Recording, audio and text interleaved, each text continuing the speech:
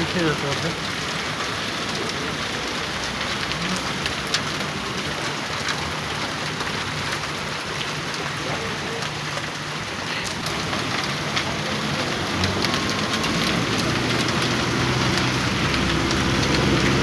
ये इस्लामाबाद में पिम्स में फ़िलहाल ये सिचुएशन है।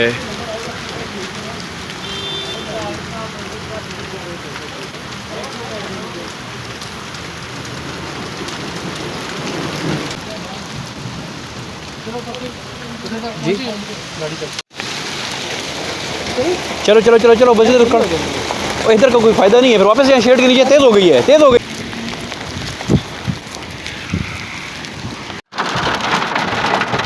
सर कैसा फील कर रहे हैं आप? लगी हुई है यार बड़ी। ये आप देख सकते हैं